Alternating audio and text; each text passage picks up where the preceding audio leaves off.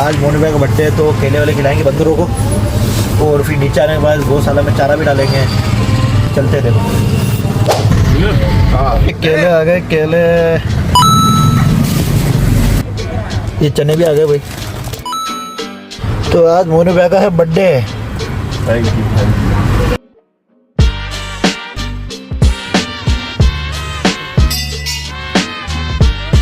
तो आ गए हैं हम। आ गए बंदर इधर।